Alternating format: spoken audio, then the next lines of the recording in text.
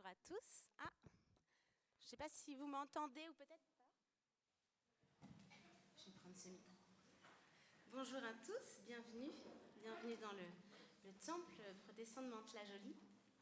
Et ce matin, on va démarrer ce culte avec juste un moment de prière. Voilà, je vous invite à vous joindre à moi. Seigneur, ce matin, on veut te remercier. Déjà te remercier pour la grâce que tu nous fais de pouvoir nous rassembler, de pouvoir être ensemble ici, dans ce lieu, pour t'adorer, pour te louer, pour élever ton nom. Et comme le disait ce chant, Seigneur, nous voulons être de la bonne terre. Vraiment que nos cœurs soient prêts à recevoir ce que tu as à nous dire ce matin. Que nos cœurs soient ouverts, que nos oreilles soient ouvertes pour entendre ta voix. Et Saint-Esprit, manifeste-toi. Que vraiment ce culte soit une offrande, une bonne offrande, de bonne odeur pour toi, Jésus. Amen. Ben voilà, bienvenue pour ceux qui viennent pour la première fois. Il y a des nouveaux visages ce matin. Donc on se réjouit de vous accueillir dans ce temple de Mantes-la-Jolie. Voilà, que vous puissiez vous sentir comme à la maison, parce qu'ici c'est la maison du Seigneur et que c'est vraiment un lieu pour être bien ensemble, pour louer notre Dieu. Donc voilà, on se réjouit de vous accueillir ici. Et en préparant ce temps, il y avait un chant qui m'est revenu, un vieux chant, un cantique que vous avez peut-être déjà chanté dans vos assemblées, qui disait « Avec toi Seigneur, tous ensemble, nous voici joyeux et dignes de ton amour. Tu nous as rassemblés dans la joie de ta présence et c'est toi qui nous unis. » Et ça continue en disant « En Christ ressuscité, nous chantons la vie que tu nous donnes. Tu es vivant au milieu de nous. Tu nous donnes ton amour, ton esprit fait vivre ton Église. Tu es vivant au milieu de nous. » Et voilà, c'est ça en fait. C'est qu'on veut vivre cela. Un Dieu vivant au milieu de nous, qui nous rassemble, qui nous unit. C'est pas toujours gagné d'être unis. Vendredi soir, il y avait une réunion pour ceux qui ont pu y assister avec les différentes églises du Mantois, différentes églises avec différentes dénominations qui se sont réunies pour un temps de prière et d'unité. Et je trouve ça tellement beau parce que c'est pas déjà évident parfois d'être unis au sein d'une même église. On a tous des fois des sujets de désaccord, on a des tempéraments, des cultures, on ne réfléchit pas de la même manière. Alors rajouter à ça d'autres églises avec d'autres cultures, d'autres dénominations. Et pour autant, Dieu nous invite à cette unité. Et il dit que lui, c'est le maillon de ce corps. Et qu'il veut vraiment nous donner un seul esprit, une seule pensée, une seule âme. Donc c'est cet esprit qui doit faire vivre notre Église. Et que ce matin, nous puissions être un pour louer et adorer son nom. Voilà, je vais vous inviter à la lecture de la parole. C'est le temps où on va lire la parole ensemble. Et ce matin, nous allons faire la lecture du psaume 90. Alors, ma version étant Louis II, je pense que la version projetée, voilà, c'est celle que je vais lire. Donc, c'est une prière qui a été faite par Moïse. Prière de Moïse. L'homme proche de Dieu. J'aime ça. Un homme proche de Dieu, selon son cœur. Que nous soyons tous des Moïse. Seigneur, de génération en génération, c'est toi qui as été notre refuge. Avant que les montagnes naissent, avant même que tu enfantes la terre et le monde, depuis toujours et pour toujours, tu es Dieu. Tu fais retourner les humains à la poussière. Tu leur dis, retournez d'où vous êtes venus.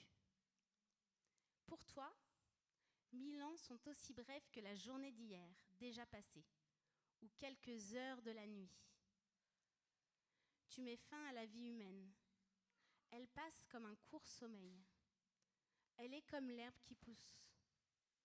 Le matin, elle fleurit et grandit. Le soir, elle se fane, elle est sèche. Oui, ta colère nous balaie, ta fureur nous terrifie. Tu mets nos fautes devant toi, nos secrets à la lumière de ta face. Sous l'effet de ta colère, notre vie décline. Le temps d'un soupir, elle arrive à sa fin. Notre vie, elle dure 70 ans, 80 ans pour les plus vigoureux, mais nous n'en retirons que peine et malheur. La vie passe vite et nous nous envolons. Qui connaît la force de ta colère et ta fureur qui pousse à reconnaître ton autorité? Fais-nous comprendre que nos jours sont comptés et nous aurons un cœur sage. Reviens Seigneur, n'attends plus. Accorde ta grâce à ceux qui te servent. Dès le matin, comble-nous de ton amour. Nous crierons de joie. Nous nous réjouirons toute notre vie. Longtemps, tu nous as accablés. Donne-nous maintenant autant d'années de joie que nous en avons eu de malheur. Que nous puissions te voir agir et que nos descendants découvrent ta grandeur. Seigneur notre Dieu, accorde-nous ta douceur. Affermis pour nous l'ouvrage de nos mains. Oui, affermis l'ouvrage de nos mains. C'est un beau psaume. Hein?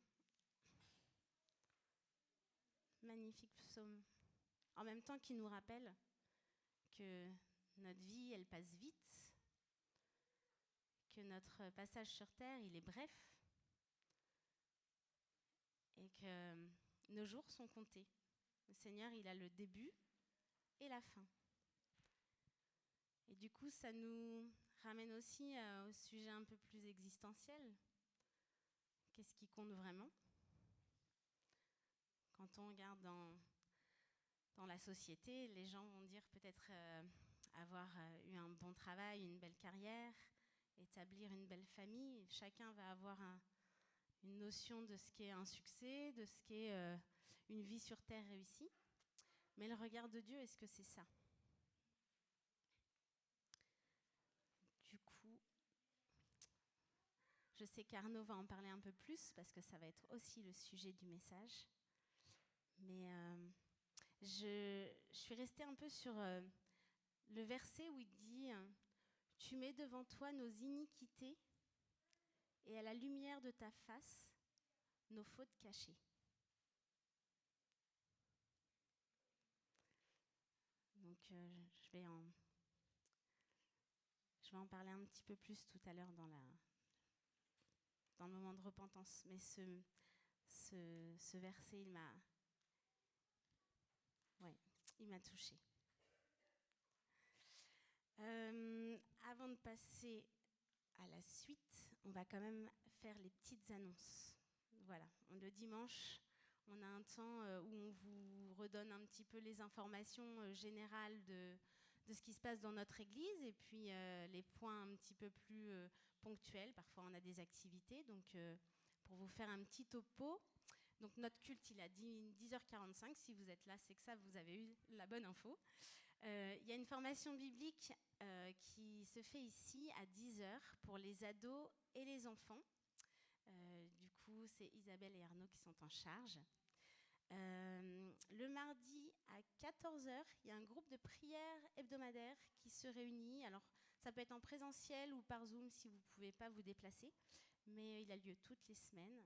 Et c'est un temps où les frères et sœurs partagent des sujets de prière et s'encouragent et prient ensemble. Et les jeudis, il y a également un culte au temple, suivi d'un repas partagé. Donc le culte du jeudi, c'est 10h. C'est ça, Arnaud? 10h ici. Et à midi, vous avez un temps d'agape. Voilà. Et puis, cet après-midi, il y a le partage biblique avec Marie-Christine. C'est un partage biblique qui a lieu mensuellement une fois. Et il est aujourd'hui à 14h. Ici, Marie-Christine, elle me fait oui de la tête, c'est bon, je ne me suis pas trompée.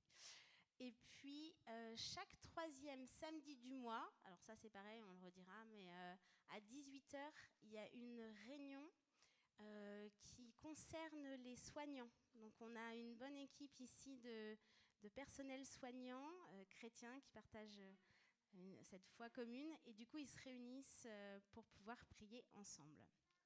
Et puis il va y avoir aussi l'IB, 19, 20, 21 janvier.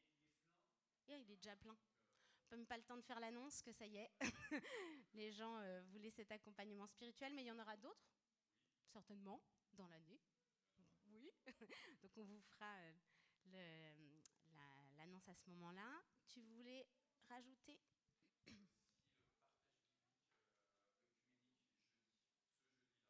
D'accord. Alors c'était la petite slide avant. Partage biblique œcuménique ce jeudi à quelle heure ?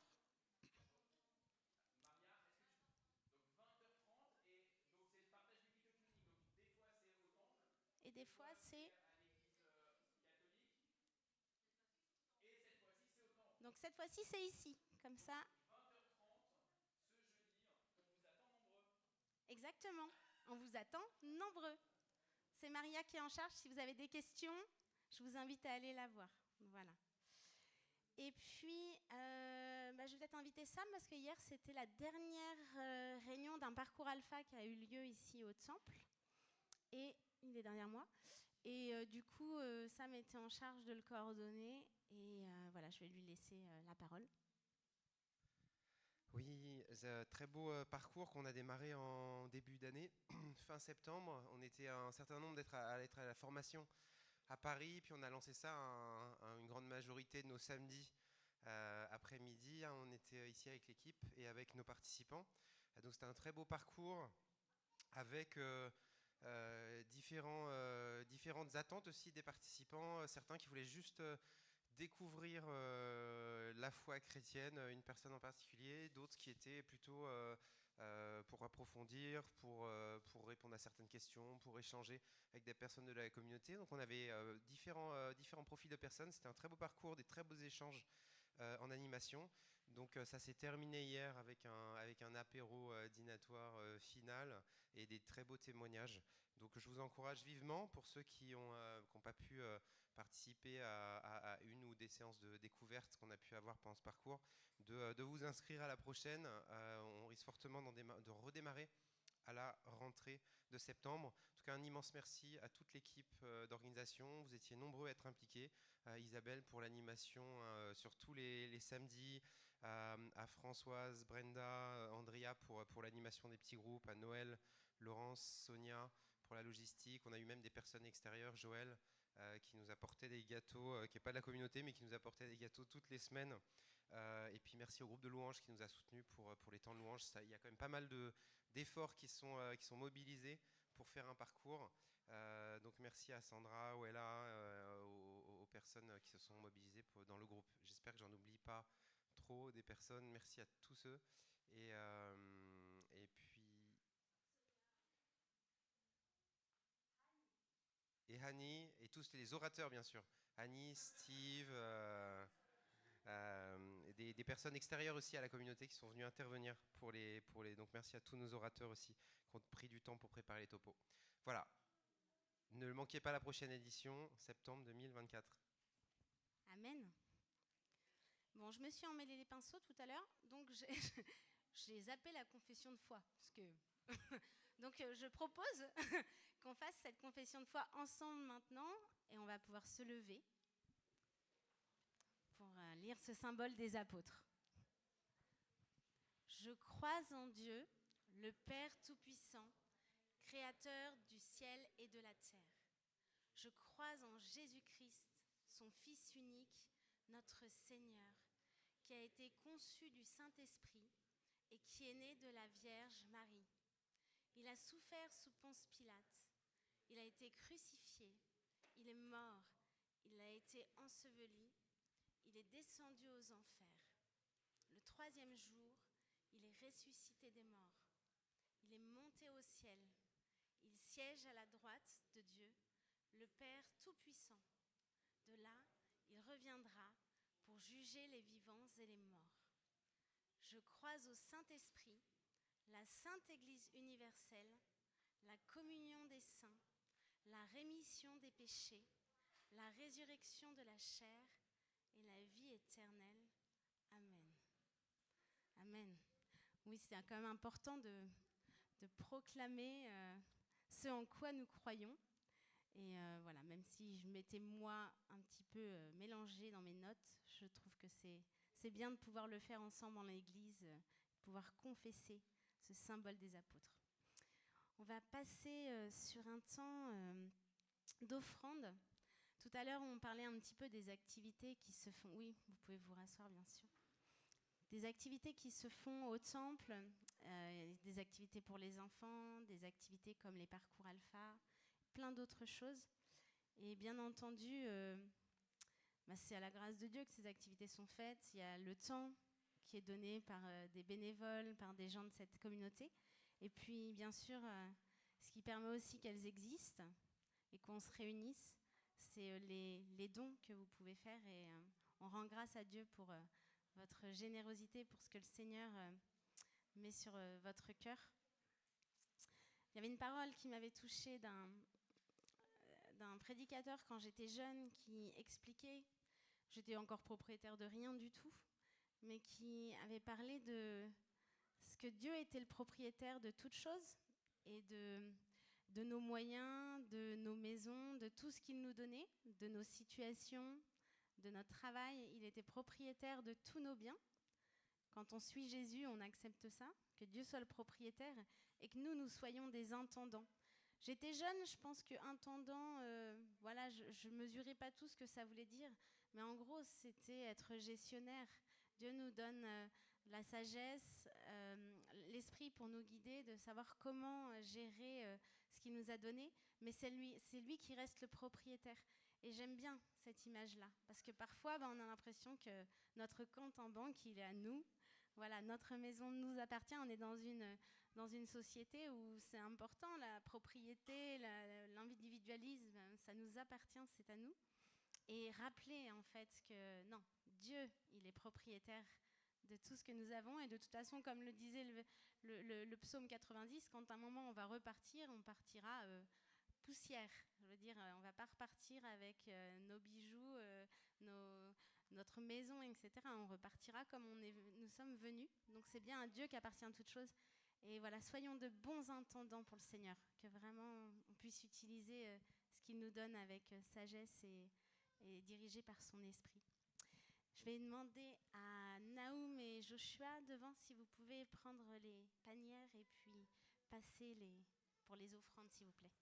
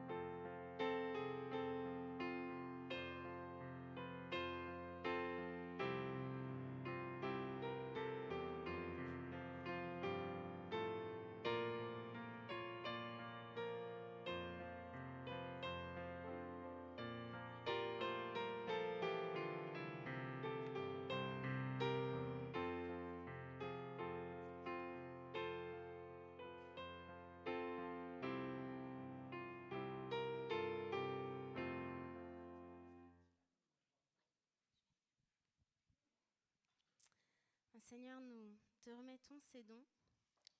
Nous te remettons les petits comme les grands dons devant toi. Ça n'a pas vraiment d'importance. Ce qui importe, c'est vraiment le cœur. Et je te remercie, Seigneur, pour le cœur des paroissiens ici, Seigneur. Je te prie de bénir cet argent, qu'il soit utilisé vraiment avec sagesse, que tu puisses nous orienter. Merci pour tout ce que tu nous permets de faire et de vivre ici, les activités qu'on peut mettre en place, ce temple qu'on peut restaurer. Et vraiment, on te bénit parce que c'est vrai que tu pourvois en toutes choses. Et on voit vraiment ta bienveillance, on voit que tu es ce Dieu qui approvisionne. Et on veut te faire confiance, Seigneur. Béni sois-tu pour ces dons. Amen. En petite annonce spéciale, petit scoop, on a un anniversaire aujourd'hui d'une paroissienne qui est là, qui n'a pas du tout envie que je l'affiche. Mais on l'aime tellement fort, c'est notre Tilane, et on te souhaite un bel anniversaire. Donc voilà. Très joyeux anniversaire, sois bénie Tilane.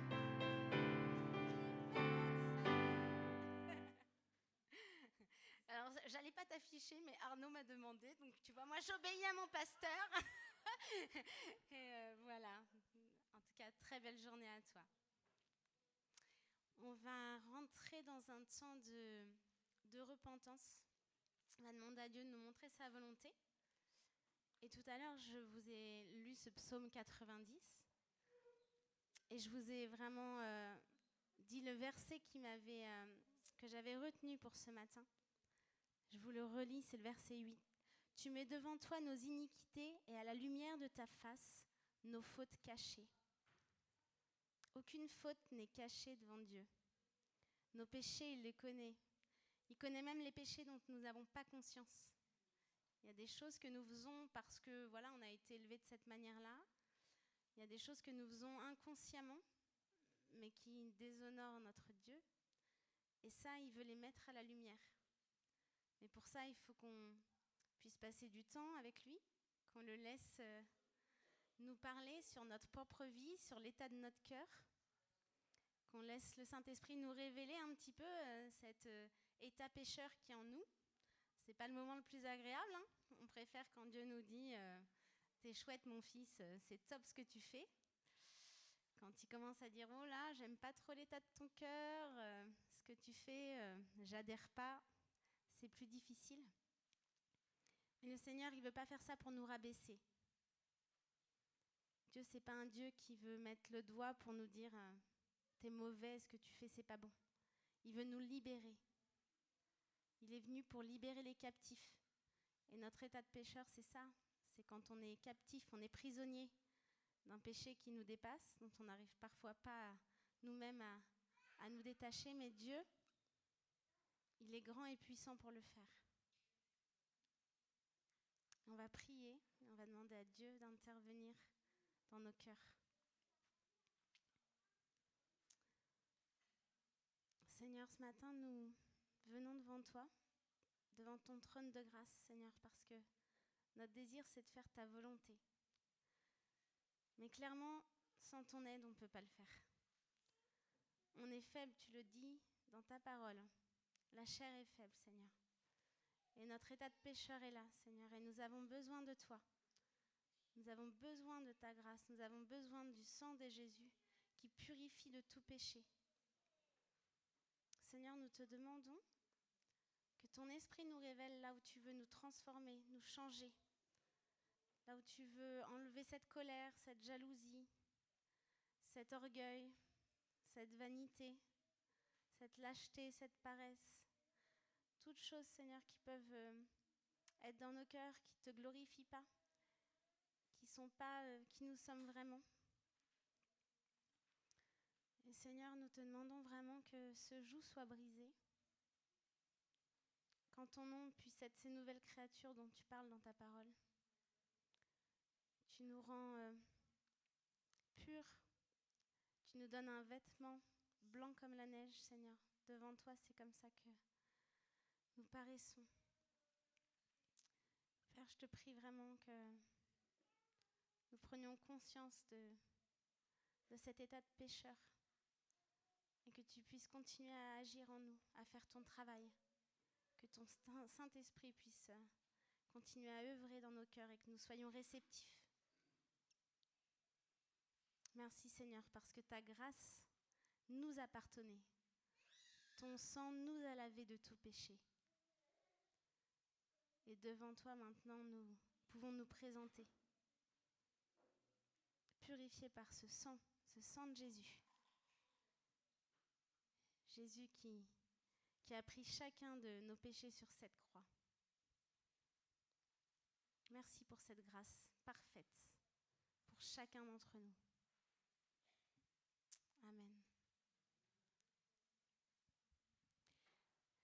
Je vous invite maintenant à entrer dans un temps de louange, d'adoration avec le groupe qui va conduire ce moment. Et on va commencer par ce chant qui dit Dieu Tout-Puissant.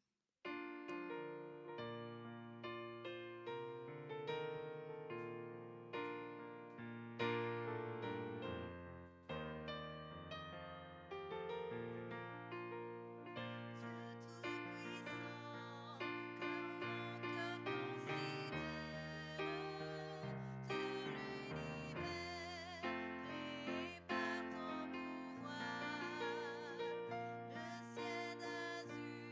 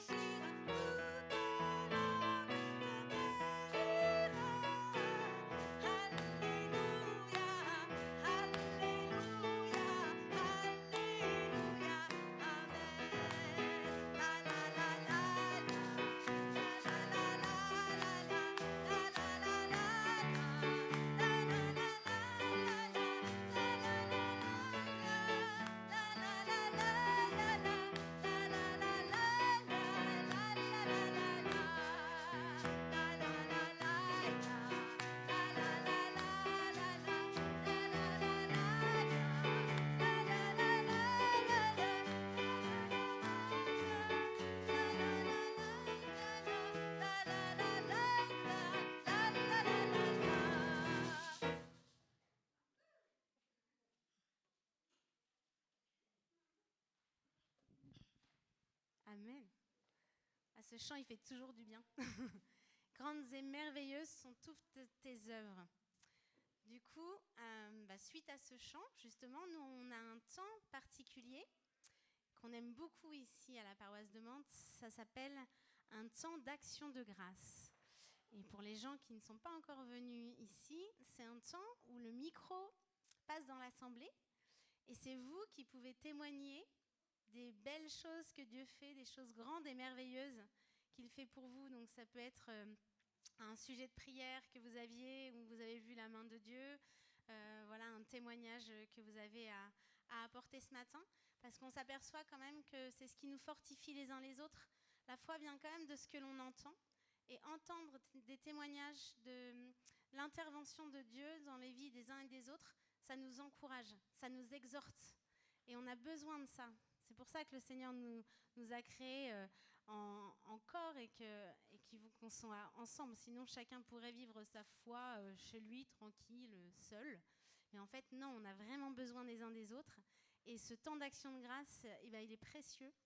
Donc, il y a un petit micro là qui va passer. C'est Héloïse qui fait passer le micro. Et si vous avez un sujet, quelque chose sur votre cœur, un sujet de joie, de reconnaissance à Dieu, vous pouvez tout à fait le partager. C'est le moment.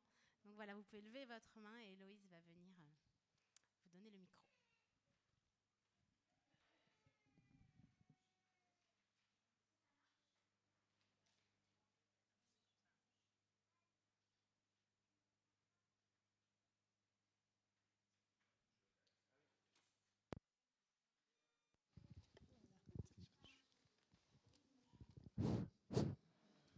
Oui, je voudrais rendre grâce au Seigneur pour ce jour.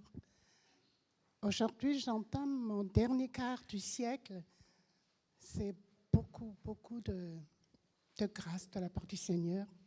Il s'est passé beaucoup de choses dans ma vie, mais je suis très entourée par ma famille et par ma famille d'église aussi, qui m'a toujours donné beaucoup de courage. Et je suis très heureuse d'être aujourd'hui, le jour de mon anniversaire, au milieu de ma famille. Merci Seigneur. Voilà ce que je voulais dire.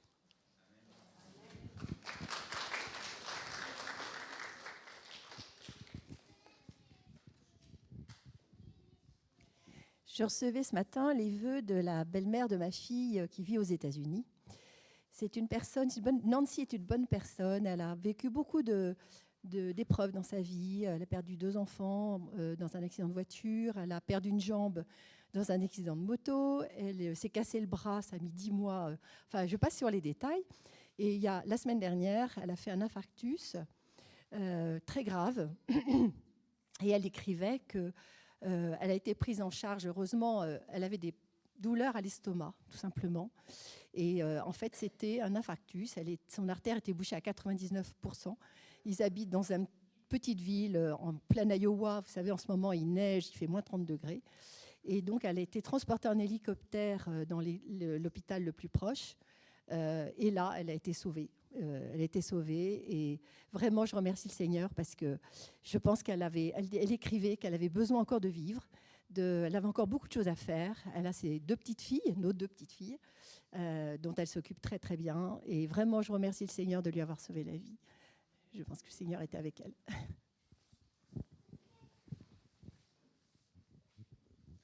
Alors, c'est pas bonjour à tous. C'est pas grand chose, mais hier, en fait, j'allais faire une course.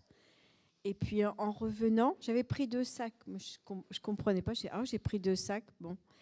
Et puis, j'avais demandé au Seigneur, j'avais dit, Seigneur, que je sois en bénédiction pour quelqu'un, je sais pas. Bon, sers-toi de moi comme tu veux. Et en fait, quand je reviens, il y avait une jeune femme qui était assise par terre, complètement désolée. Son sac en papier s'était tout déchiré. Elle avait une jolie assiette. Cette assiette s'était cassée en 1000 morceaux. Elle venait de l'acheter. Et puis, je la voyais complètement, vraiment désolée. Et puis, j'ai dit, écoutez, qu'est-ce qui se passe ? Elle me dit, mon sac, voilà. Et j'ai dit, attendez, je vais vous donner un autre sac, un sac solide, quoi. Je vais vous le donner. Et comme ça, vous pourrez... Alors, elle me dit, ah oui, je venais justement de l'acheter parce qu'elle était en promotion. Oh, j'aimais bien la couleur, tout. bon, bah, peut-être que je ne devais pas l'avoir, cette assiette. Et puis, en fait, j'ai senti dans mon cœur, j'ai dit, Seigneur, bénis-la. C'était une jeune, mais dis, Seigneur, bénis-la. Et je pense qu'elle a été touchée aussi que je sois là à ce moment-là pour lui donner un sac pour pouvoir mettre toutes ses autres affaires. Des fois, c'est pas grand-chose, mais quand on se décentre aussi de nous, pour dire, Seigneur, je veux être une bénédiction aussi à ceux qui m'entourent, bah, le Seigneur, voilà, il entend la prière aussi.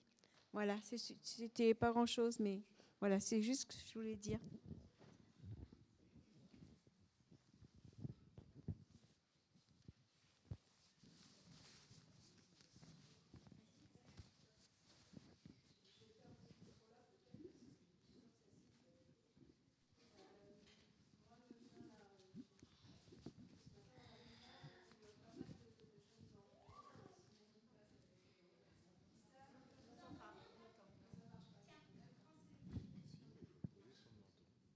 Donc je disais, je n'avais pas particulièrement de choses à proposer.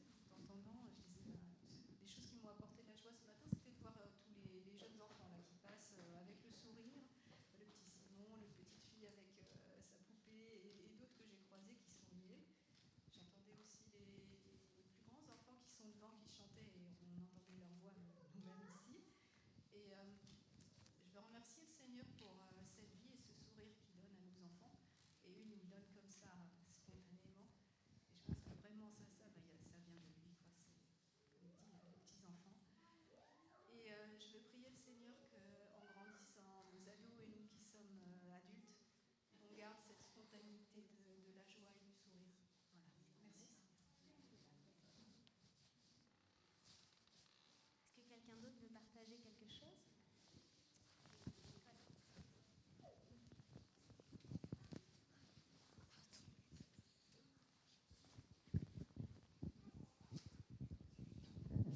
Eh ben, on remercie le Seigneur parce qu'on est enfin arrivé au culte, parce qu'il y a tout se mettait de travers. Alain est descendu faire marcher la voiture ce matin vers 9h30. Elle marchait très bien, impeccable. Et au moment de partir au culte, rien à faire. La voiture ne voulait pas démarrer. J'ai appelé Anta, j'ai dit, je ne peux pas te prendre, excuse-moi, je ne sais pas quoi faire. Et elle m'a dit, on va prier. Et merci Seigneur. Donc, il y a un monsieur qui est venu nous aider pour la pousser parce qu'il y avait une voiture tout contre nous. On ne pouvait pas ouvrir notre coffre pour prendre les fils rouges et noirs. Et ensuite, il y a une autre voiture qui s'est mise à côté. Les fils n'étaient pas assez longs, elle ne pouvait pas nous dépanner. Une troisième personne qui était arrivée, elle a dit, ça va aller, je vais mettre ma voiture là et ça va aller. Enfin, on est arrivé très en retard, mais on a pu venir au culte. Merci Seigneur.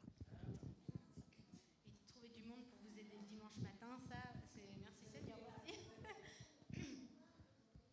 Est-ce qu'il y a encore un sujet? Moi, j'aurais bien partagé, justement, parler de Simon tout à l'heure. Vous savez, donc Simon, il a une trisomie 9P. Donc, il a un petit bout de chromosome en plus, sauf que c'est pas le 21. Et du coup, il est suivi par pas mal de spécialistes pour l'aider, psychomotricité, orthophonie, etc. Il n'a pas encore il n'a pas encore développé le langage. Donc, mais souvent, la prière, c'est Seigneur, étonne-nous et étonne aussi même les professionnels, en fait. Parce que toi, tu es le Dieu de l'impossible et il y a des fois des choses que même les médecins, les professionnels peuvent projeter sur nos enfants, mais en fait, moi, ce qui m'intéresse, c'est savoir ce que Dieu il a comme projet pour Simon. Ces gens-là, ils ont certainement un diagnostic, ils sont très bons dans ce qu'ils font, mais ils ne sont pas Dieu. Et voilà, c'était des fois mon sujet de prière, c'est Seigneur, surprends-les, que Simon les étonne, qu'il fasse plus que ce qu'il s'imagine qu'il est capable de faire. Et du coup, il a été en séance de psychomotricité lundi. Et c'était marrant parce que quand elle est sortie, elle m'a dit oh, mais là, il m'a bluffé, il m'a épaté. Je n'en revenais pas, je ne savais pas. Il a déjà fait ça? Je dis bah non, c'est pas un exercice qu'il a déjà fait. Elle me l'a dit au moins 5 fois, qu'il l'avait bluffé, épaté, qu'il l'avait surprise, que ça, elle s'attendait pas. Et je me dis bah oui, en fait, le Seigneur, notre prière, elle est puissante. Faut pas minimiser la puissance de la prière. C'est notre outil le plus précieux. Et le Seigneur, à lui, rien n'est impossible. Donc vous lui remettez des situations impossibles. Vous lui remettez des situations complètement alambiqué, où humainement, il n'y a pas de voie possible. Mais lui, il a sa propre solution. Il est la solution. Et c'est vraiment quelque chose que je vous invite à expérimenter avec Jésus. Parce que là, on va pouvoir vous parler de religion, de foi, mais c'est pas ça, hein, on sait. C'est la relation avec Jésus qui va changer votre vie au quotidien. Et c'est ça que vous avez besoin d'expérimenter. Comme moi, je le fais pour Simon, pour mon fils, mais j'ai besoin de le faire aussi pour moi. Et puis, je dois encore tellement apprendre là-dedans.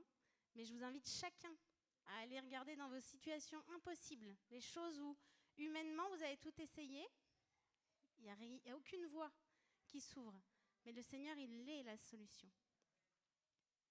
Voilà, je voulais vous partager ça. Merci pour ces actions de grâce. Merci aux frères et sœurs qui ont partagé. Et maintenant, je vais inviter Arnaud à nous partager, à nous parler de la parole.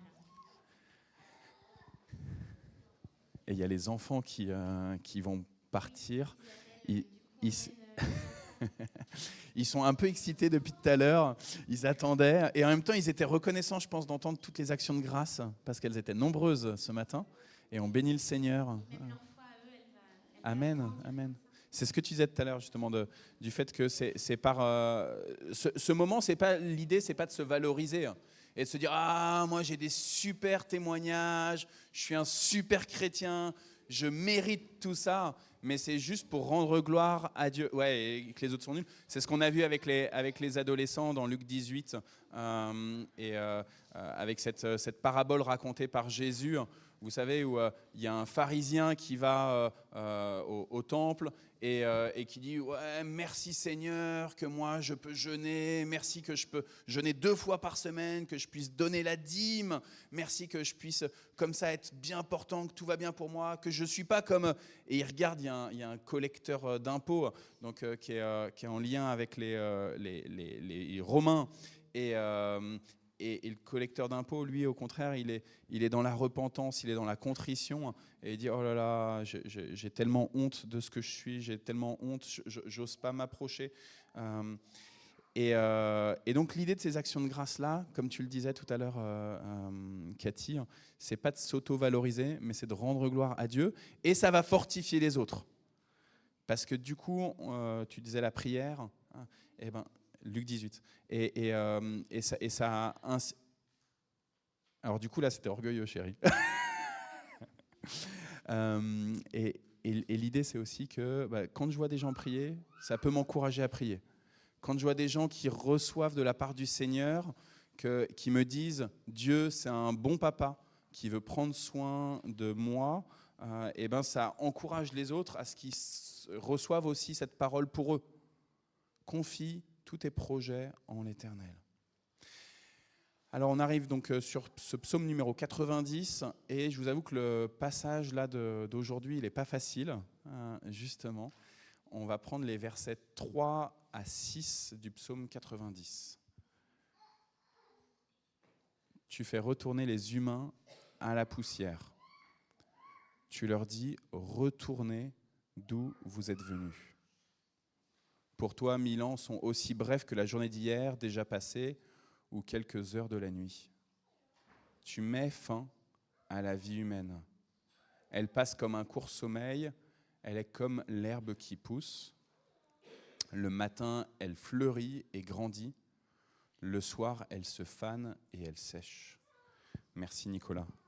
Tu assures parfaitement la projection, c'est vraiment félicitations. Et tu arrives à gérer la sono en même temps, etc. Donc c'est la première fois que tu le fais, je pense. Deuxième fois peut-être ? Deuxième fois. Bravo. Je pense que tu vas encore former d'autres personnes du coup à la projection et on va démultiplier ce ministère-là. Il n'est pas facile, hein, ce psaume 90 et en particulier ces versets. Le Seigneur déclare à l'humain: maintenant, retourne à la poussière.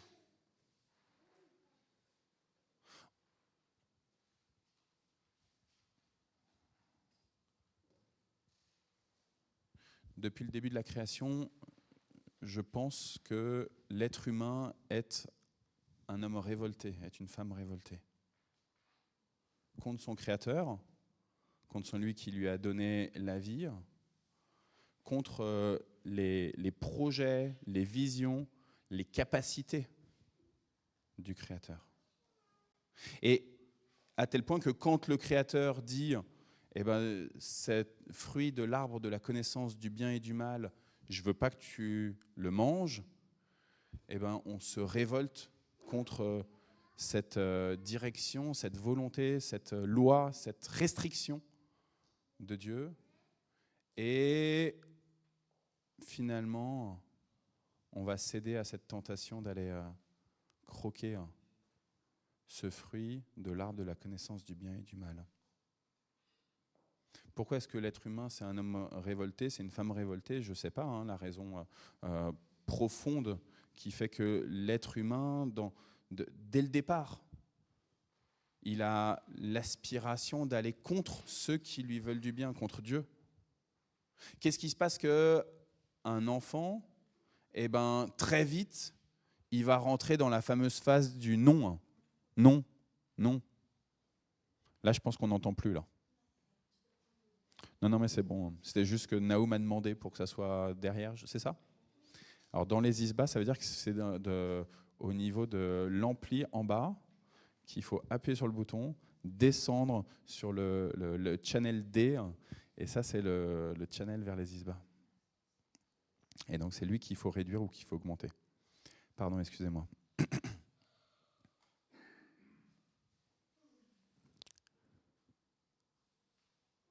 Ce qui est sûr, c'est que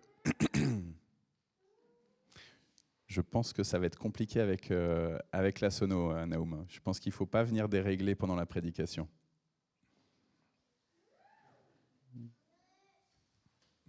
Merci, Naoum. Pardon. Ce qui est sûr, c'est que on aspire à dire non et à se construire avec ce non. L'enfant, on dit, Daniel, toi qui as accompagné beaucoup de naissances au Tchad, on dit qu'il y a ces étapes-là. Et c'est important dans la construction de l'être humain de rentrer dans la phase du non. Je sais bien que mes amis Julien et Isabelle, quand il y a eu la petite Vera qui a commencé à dire non, non, non, non, non, elle le disait beaucoup de fois. Et c'est difficile en tant qu'autorité, en tant que parent, pour ceux qui sont parents, quand notre enfant vient se mettre en opposition à nous. Fondamentalement, en tout cas moi en tant que papa, c'est difficile pour moi quand mes propres enfants sont en opposition. Encore aujourd'hui, la phase du non, elle est terminée normalement. Bah non, à 11 ans, ça continue et je crois que c'est pas fini encore.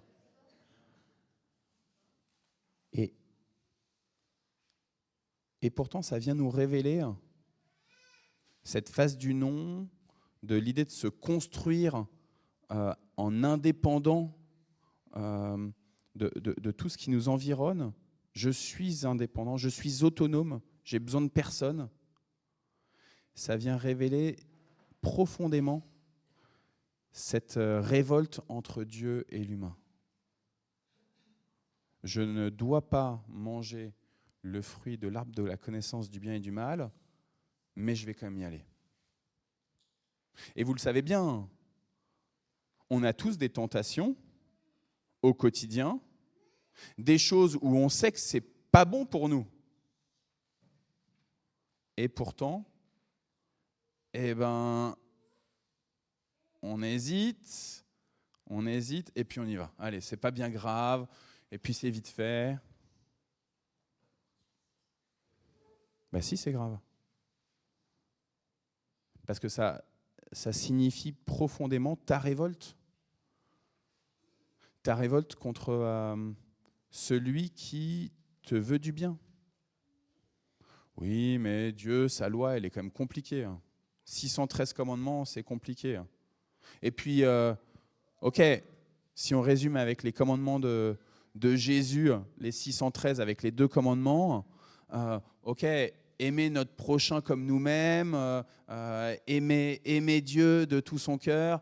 Allez, on peut tout mettre dedans. Et puis, Si mon prochain il m'a fait du mal, en même temps, allez, c'est pas bien grave si je lui en veux un petit peu. Il y aura bien un moment où on reconstruira. Ben, en fait, Dieu t'a dit, il est bon que tu aimes ton prochain comme toi-même. Il est juste et bon. C'est pour ça que je t'ai construit. C'est pour ça que je t'ai créé. C'est pour ça que je t'ai donné la vie. Il est juste et bon que tu aimes tes ennemis. Il est juste et bon que tu aimes la personne qui veut te maudire, qui veut te tuer. Il est juste et bon que tu donnes ta chemise, ta veste, à celui qui vient et qui veut l'extorquer. Et il est juste et bon même que tu lui en donnes même une deuxième.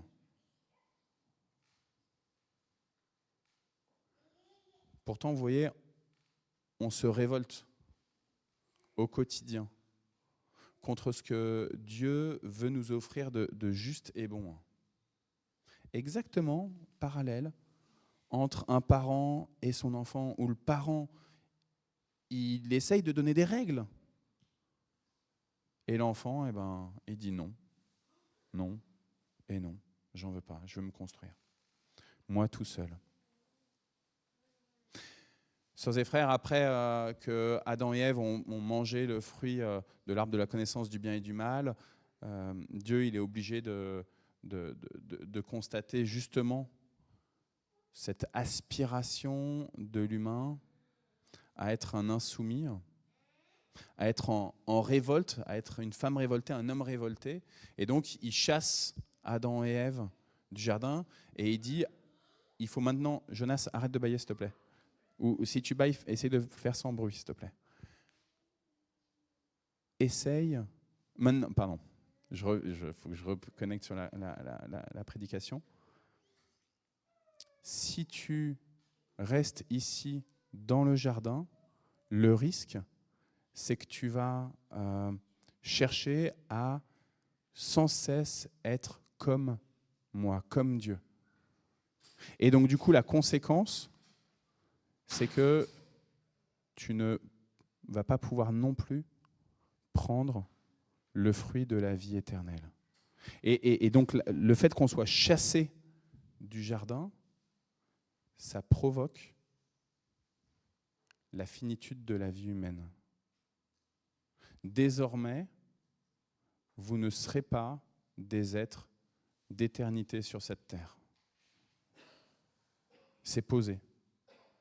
Et c'est juste et bon. Parce que si on chercherait à être un être d'éternité sur cette terre, alors on continuerait à vouloir nous révolter contre Dieu, à vouloir vivre sans Dieu. Sauf que c'est pas facile quand on est en deuil. C'est pas facile quand autour de nous, je suis désolé Tylane de prendre ton exemple, mais tu nous as rendu grâce d'être là avec nous. Mais on sait que l'année 2023, ton mari, il est retourné poussière, pour reprendre les versets du psaume 90. Et c'est pas facile quand on vit le moment du décès, et c'est pas facile au quotidien quand on est dans la maison et que la personne n'est plus là. Pourtant, il est juste et bon que l'être humain n'ait pas une vie éternelle ici-bas à cause du désir de Dieu de rester connecté à nous. Si on a la connaissance du bien et du mal et si on a la vie éternelle, pas besoin de la relation avec Dieu.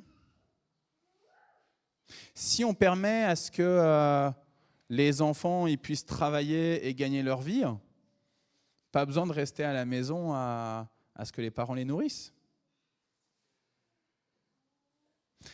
Dieu, il nous a créés, pas pour qu'on soit indépendant de lui, mais pour qu'on cherche sans cesse à être en relation avec lui.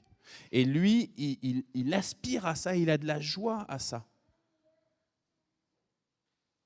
Et donc la conséquence d'être chassé du jardin d'Éden, c'est il est juste et bon que l'être humain, à un moment donné, sa vie s'achève.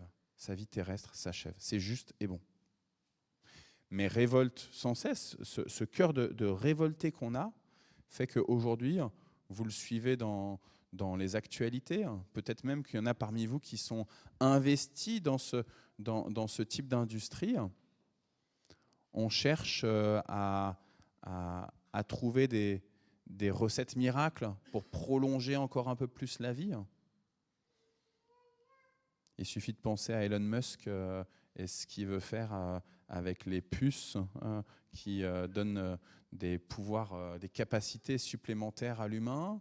Il suffit de penser à ceux qui imaginent que la cryogénisation du corps va permettre que peut-être dans quelques années, on pourra réimplanter l'âme de la personne. On ne sait pas trop où elle est située, l'âme, mais qu'on pourra réimplanter dans un nouveau corps ou qu'on trouvera des manières. Révolte contre Dieu. Je compte sur mes propres forces et donc sur les forces de l'humanité comme un ensemble pour pouvoir avoir la vie éternelle. Et voici comment l'humain aspire à vivre sans Dieu, sans le Créateur. Est-ce que, Nicolas, tu veux bien nous remettre les versets du psaume 90 ? Tu fais retourner les humains à la poussière, tu leur dis retournez d'où vous êtes venus. Pour toi, 1000 ans sont aussi brefs que la journée d'hier déjà passée ou quelques heures de la nuit. Je ne vais pas le prendre ce verset-là, on le reprendra à une autre prédication. Tu mets fin à la vie humaine, elle passe comme un court sommeil, elle est comme l'herbe qui pousse. Le matin, elle fleurit et grandit. Le soir, elle se fane, elle est sèche. Et quand... merci Nicolas. Et quand j'ai lu d'abord le premier verset, le verset 3, je me suis dit, oh là là là là, mais ça va être compliqué de parler de la mort.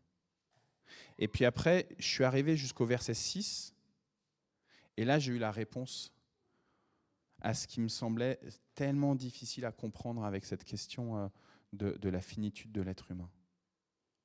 Cette image de la fleur qui pousse, et puis qui va faner. Mais d'abord, elle pousse. Et d'abord, elle fleurit. Et je me suis dit, mais c'est là, en fait, le secret de ces quelques versets du psaume 90. Frères et sœurs, vous êtes des belles fleurs. Dieu, il vous donne aujourd'hui cette capacité d'être une belle fleur qui fleurit. Vous avez comme ça quelque chose qui irradie de vous-même. La fleur, elle, à part dans Le Petit Prince de Saint-Exupéry avec la rose qui est très imbue d'elle-même et de sa beauté, mais la fleur, sinon, elle dégage une beauté sans même le désirer, l'aspirer. Ça sort comme ça d'elle-même. Il en est de même pour vous. Peut-être que vous vous dites, non, mais moi je vois tous mes défauts, je ne suis pas si joli, je ne suis pas si intelligent, je ne suis pas si créatif, je ne suis pas talentueux. Quand je regarde Prodige ou La France a un incroyable talent, je me dis, oh, mais les gens sont extraordinaires, ils sont capables de faire des trucs de fou. Et moi, je n'ai pas tout ça. Mais le psaume 90, verset 6, te dit, tu es une belle fleur qui fleurit. Et si la parole de Dieu, de la Genèse à l'Apocalypse, elle est vraie, alors cette parole du psaume 90, verset 6, elle est vraie. Dieu, il est heureux que tu sois là. Il est heureux que tu sois ici, maintenant, en 2024, sur cette terre. Et que tu puisses irradier par ta seule présence autour de toi. Dégager un doux parfum. Sœurs et frères, tout l'enjeu, il est là. à quel point est-ce que je prends conscience aujourd'hui, on est le 14 janvier je pense, à quel point aujourd'hui je prends conscience que je suis à ma place pour irradier de la lumière du Seigneur, de la beauté de la création. Si j'ai conscience de ça, alors toute ma journée, elle va être juste et bonne pour l'ensemble de la création. Si j'ai conscience que en sortant de l'église, eh ben, j'ai ma place pour être là, au trottoir, avec les personnes que je vais croiser, que je suis là pour offrir du beau et du bon, alors je rentre dans des projets de Dieu qui me dépassent. Je suis là et j'assume d'être là présent. Hier, pour la dernière soirée d'Alpha, on a évoqué la difficulté qu'on a souvent quand on est chrétien, c'est de bien être des bons chrétiens quand on est à l'église, le dimanche matin, jusqu'à midi. Non, il est déjà midi 10. Bon, normalement jusqu'à midi s'il n'y a pas un pasteur qui parle trop. Mais après, une fois qu'on est sorti, eh ben, on essaye de ne pas trop le montrer qu'on est chrétien. On essaye de se cacher, on se met la pression soi-même, voire d'autres essayent de mettre la pression sur nous-mêmes. Mercredi prochain, il y a la sortie de l'index mondial de persécution des chrétiens de Portes Ouvertes pour l'index 2024. Et donc on peut avoir une pression extérieure aussi pour dire non, tais-toi. Tu ne dois pas offusquer les gens avec ta foi, tu ne dois pas parler de Jésus, c'est très personnel, tu le gardes pour toi, tu le ranges dans ta poche. Et des fois, ça nous arrange même qu'on nous mette un peu la pression, parce qu'on se met soi-même la pression, ça peut nous arranger. Et pourtant, Dieu te dit, assume ce que tu es, aussi en dehors de l'Église. Tu es une belle fleur, pas uniquement dans l'enceinte du temple, mais tu es une belle fleur dans la rue, tu es une belle fleur à ton travail, tu es une belle fleur dans ta famille, tu es une belle fleur quand tu vas faire tes courses à Lidl, tu es une belle fleur quand tu prends la voiture et qu'il y a des gens qui te font des queues de poisson. Tu es une belle fleur qui dégage une bonne odeur. Alors assume le fait que tu sois cette belle fleur, et alors dans ce cas-là, eh ben, avant que le Seigneur te reprenne, tu pourras, on a dit tout à l'heure, compter les bienfaits de Dieu, tu pourras être admiratif devant tout ce que le Seigneur a fait à travers toi. Et du coup, dimanche prochain, eh ben, peut-être qu'on aura encore un petit peu plus d'action de grâce qu'aujourd'hui, on en avait déjà pas mal, peut-être un peu plus, ça se trouve, dimanche prochain, il n'y aura pas de prédication parce que vous serez tous en train de dire « J'ai assumé d'être une belle fleur dans mon environnement et voilà ce que Dieu a produit. » Pas pour ma gloire, mais juste pour le bien de tous ceux qui m'environnent. Et puis du coup, j'y prends joie, moi aussi. À la gloire de Dieu seul, ainsi soit-il.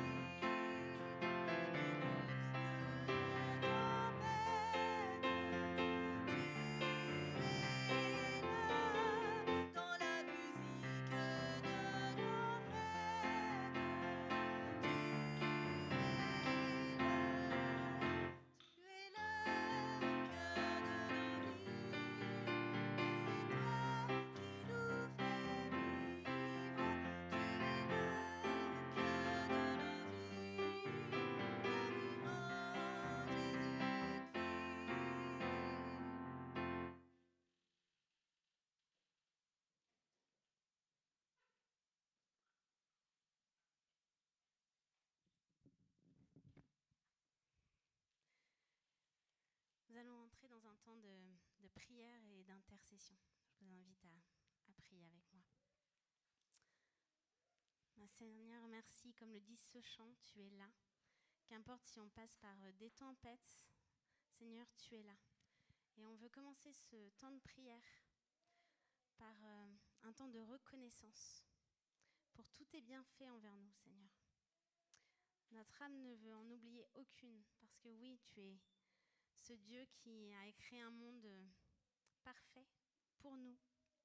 Seigneur, toi, tu as tout créé avec un ordre, des règles divines, Seigneur. Tu avais établi une stabilité, que ce soit dans la nature, les saisons, dans les biens qui proviennent de la terre, Seigneur.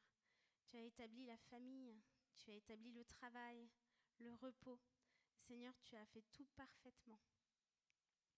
Seigneur, nous sommes conscients que le péché de l'homme a bien détérioré cette belle œuvre, cette œuvre parfaite, Seigneur. Et nous avons besoin, comme le disait Arnaud, nous avons besoin de toi et que nous en soyons toujours conscients. L'humanité a besoin de ton intervention divine, Seigneur. L'humanité a besoin de toi en ce moment, notamment en Israël, en Ukraine, Seigneur, dans les endroits où la guerre agit et vraiment même des endroits où nous entendons moins parler, mais où la guerre et les massacres ont lieu. Seigneur, nous avons besoin de te voir œuvrer. Nous avons vraiment besoin que toi, tu interviennes. Et Seigneur, on a conscience que quand l'homme veut faire les choses sans toi, eh bien c'est la catastrophe. Alors nous implorons pour ces pays, Seigneur, ton pardon. Pour le péché de ce monde, Seigneur, nous implorons ton pardon. Viens en aide à ces gens en souffrance, Seigneur. On parle du monde, mais on peut revenir aussi même à l'échelle de notre pays, de la France, Seigneur. On te remet ceux qui dirigent ce pays, qui parfois se prennent pour toi. Et Seigneur, nous te demandons d'intervenir, de faire grâce à notre pays. Tu connais cet esprit de révolte qui est aussi bien ancré dans le cœur des Français, Seigneur. Et là aussi, on a besoin de se repentir pour ce pays.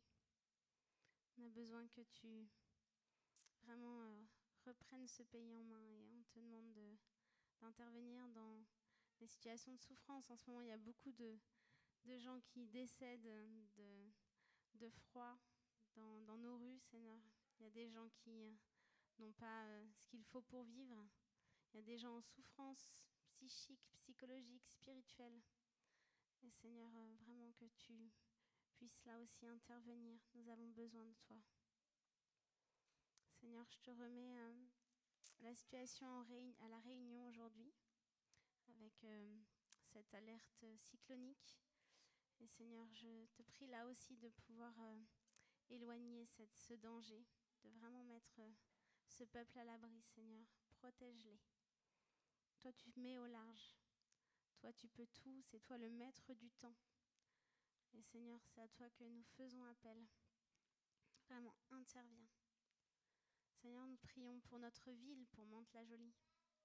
Nous te prions pour les âmes perdues. Nous te prions pour les quartiers violents. Seigneur, nous te prions pour cette misère sociale, pour les gens qui se sentent seuls ici, qui n'ont pas de quoi vivre décemment.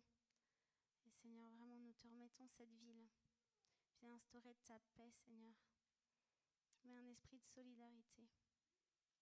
Bénis cette ville de Mantes-la-Jolie.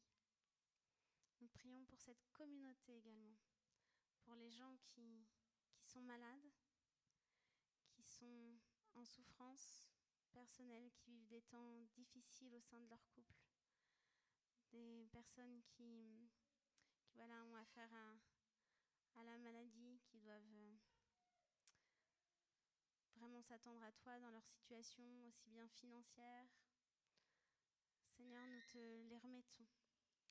Nous croyons que tu es ce Dieu qui fait des merveilles comme nous l'avons chanté. Nous croyons que tu es ce Dieu qui fait des miracles, qui opère encore aujourd'hui. Nous savons que c'est toi qui détiens l'or et l'argent pour approvisionner des comptes qui seraient au plus bas. Nous savons que tu es le médecin des médecins pour des situations difficiles en termes de santé. Nous savons que tu es aussi ce meilleur ami que les gens qui se sentent seuls peuvent à qui ils peuvent faire appel. Seigneur, nous comptons sur toi et nous savons que tu entends, tu réponds à nos prières. Béni sois-tu, Père. Au nom de Jésus. Amen. Et je vous invite à vous lever pour la prière que le Seigneur nous a enseignée.